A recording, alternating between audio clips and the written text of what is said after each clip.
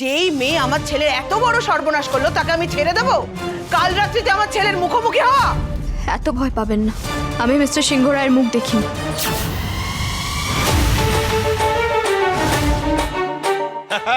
আমি প্রথম দিন থেকেই বলে আসছি মেয়ের তেজ আছে। দেখ রিজু, দেখ কেমন কেমন বুদ্ধিটা বার করেছে, দেখ। ঋষি কিন্তু মেজ বৌদির শিবরাত্রির সলতে ঝিল্লি, একমাত্র ভরসা। ঋষির যদি কিছু হয়ে যায়, একটা গায়ে আঁচড় পড়ে, মেজ বৌদি তো তোমাকে ছাড়বেই না। আমরা কেউ তোমাকে ছেড়ে কথা বলবো না, এই কথাটা মনে রেখো তুমি। আমি আপনার কাছে হাত জোর করছি, প্লিজ।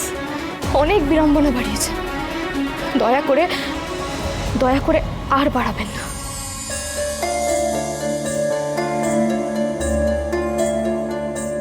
আর কৃষ, কেন বলো তো, কেন আমার মতো একটা মেয়ের দায়িত্ব উনি নিজের ঘাড়ে নিয়ে নিলেন? আর কিসেরই বা এত মারপিট? ওনার যদি কিছু হয়ে যেত তখন? যদি তোমার কিছু হয়ে যেত?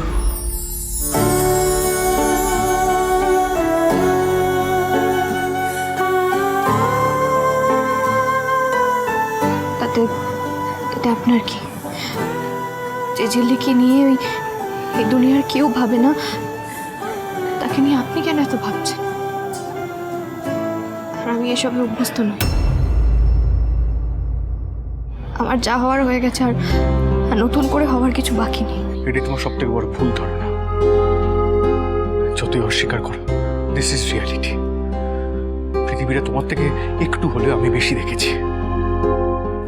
আর প্রতিটা দিন একটু একটু করে ভেঙে চুরে গেলেও আবার সব নতুন করে শুরু করতে হয়। সবার জার্নিটা না আলাদা হয়, তাই প্লিজ আমাকে দয়া করাটা এবার বন্ধ করো। দয়া আমি করি না, আর তোমার উপর আমি দয়া করছি না। সুতরাং ভুল ভাবা বন্ধ করো। তোমার উপর কোনো দয়া করিনি আমি। দয়া ছাড়া আর কি? আপনি বারবার আমাকে দয়া করছেন, জোর করে বিয়ে করে তেঁতুল পাতায় টেনে আনলেন। প্রত্যেক দিন একটা করে অশান্তি হচ্ছে, আর আপনার ওই একটা দয়ার ফলস্বরূপ আপনাকে প্রত্যেক দিন কিছু না কিছু ফেস করতে হচ্ছে। আমার দায়িত্ব না আপনাকে নিতে হবে না। আপনি বুঝতে পারছেন না যে আপনার এই দয়ার কারণে আমি রোজ রোজ একটু একটু করে কিভাবে মরমে মরে যাচ্ছি। আমি আর আমার ক্রেশ ছাড়া সেটা আর কেউ জানে না। এবার আমার জায়গায় না নিজেকে দাঁড় করিয়ে দেখুন, তাহলে বুঝতে পারবেন এই দয়ার ভারটা ঠিক কতটা।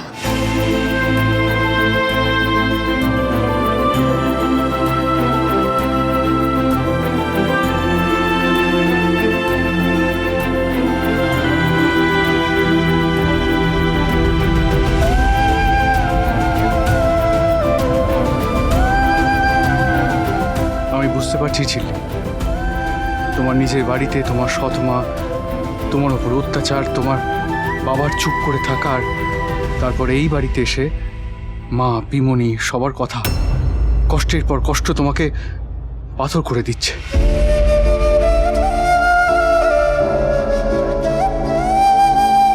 কাঁদো, কাঁদলে মন হালকা হবে।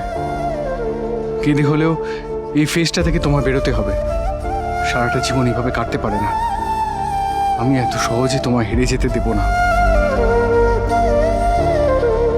আমি জানি সময় লাগবে, সময় নাও, ঘুরে দাঁড়াও। এই বাড়িতে রানা, মা বা পিমনি কি বলছে সেই নিয়ে ভাবার থেকেও বেশি জরুরি তোমার নিজেকে নিয়ে ভাবা। আর সেই ভাবনা আমি তোমায় না ভাবানো অবধি থামছি না। এইটুকু হাত ধরে যদি তোমায় এগিয়ে না দিতে পারি, আমি হেরে যাব। আমার বাবার শিক্ষা মিথ্যে হয়ে যাবে, আর ঋষিরাজ সিংহ রায় সেটা হতে দেবে না। আমি নিজে হারতে জানি না, তোমাকেও হারতে দেব না।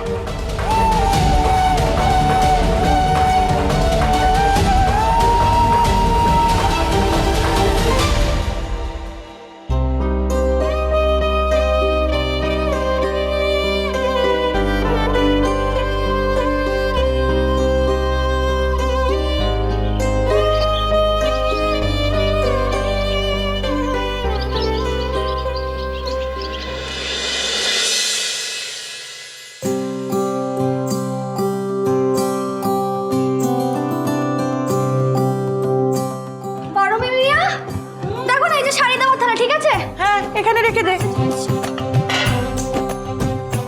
ए जीजी হ্যাঁ सब देख लीजिए, वो सब ठीक है ना? सब्जी दिए, दाल, वो भजी, सब्जी सब ठीक है ना? हाँ हाँ। ए रिंकी, रिंकी, अरे ये लड़की, अरे जा सारी ले आ जा। अच्छा লাজ্জো हाँ अब बोले आ दैया रे दैया। আবার দইয়া কি ঝিল্লি এত কিছু খাবে বড়দিন না? আজ ওর ভাত কাপড়। ভাত কাপড় কি? যখন কোনো মেয়ে কোনো নতুন বাড়িতে নতুন বউ হয়ে আসে তখন এই নতুন শাড়ি নতুন থালায় ভাত এসব দিতে হয়। আজ থেকে ঝিল্লি আমাদের সাথে বসে খাবে। ঝিল্লি তো আগেও খেয়েছে আমাদের সাথে, রাইট? ওরে বাবারে তোরা না বড্ড প্রশ্ন করিস। আরে খেয়েছে তো খেয়েছে, তোদের মামা আজ থেকে ঝিল্লির ভাত কাপড়ের দায়িত্ব নেবে, তারপর প্রথম খাবে। হয়েছে? लीजिए। এই যে আবার মুখ কুচকানোর কি আছে? বাবা, এত বড় কিসের মাথা? তিমি মাছ। মা দেখেছেন কি বলছে, শুনেছেন? ও গো জ্বালায় যে একটু শান্তিতে জব করুন তারও কোনো উপায় নাই। ও বলে কিনা তিমি মাছের মাথা। যাকে ও বড় বৌমা সব কিছু ঠিক মতন বুঝাইছো তো? মা গুছিয়ে তো ছি, তাও আপনি একবার দেখে নিন। মা, ও মা, এই নাও শাড়ি, একবার চেক করে নাও তো। এই শাড়িটাই থালায় দেওয়ার জন্য বলেছিলে তো? हाँ हाँ यही सारी बड़ा सुंदर है ना? अब जीजी ए और तो बाजार লাগবে। हाँ वो तो नहीं আসছে। চলে আসবে চলে আসবে। এসে গেছে বাজার বাজার। বাজার এসে গেছে। আজ দুপুরে খাওয়ার জন্য বাড়ির সকলের জন্য পাঁঠার মাংস আনা হয়েছে আজ। আরে কি বলছো, আজকে মটন হবে? হ্যাঁ। আরে কি বাত। হ্যাঁ। আর মনে হচ্ছে বাড়িতে একটা বিয়ে লেগেছে, তাই না? তবে ধর তো ধর, এগুলো রান্না করে রেখে দিয়ে যা। বলছি মা, নটবর ময়রা জিজ্ঞেস করছিল যে ও বেলা আবার ওই রান্না বান্নার কোনো আয়োজন করতে হবে কিনা। আর বলো না, বাজার করতে গেছি, সে যে দেখছে সেই একবার করে জিজ্ঞেস করছে ঋষি দাদার নয়া দুলহান এলো, কিন্তু তেঁতুল পাতা থেকে এখনো নিমন্ত্রণ এলো না। কি করবো বলো তোমার? ঠিক কথা, সকলেই কথা যখন কইছে তাহলে তো একটা অনুষ্ঠান করতেই হয়, আর ওদেরও নেমন্তন্ন করতে হয়। কালকেই তো তুই করতে পারতিস। যা, তুমি তো কিছু বললে না মা আমাকে। সব কথা আমি কইব না। ए रिंकी तू जा झिल्ली के तैयारी করে নিয়ে আয়। মা বলছি তাহলে তুমি যদি বলো লোকজনকে নেমন্তন্ন করাটা সেরে ফেলি নাকি? হ্যাঁ না, এটা তো কোনো আনন্দ অনুষ্ঠান নয়, তাই নেমন্তন্ন যায়নি।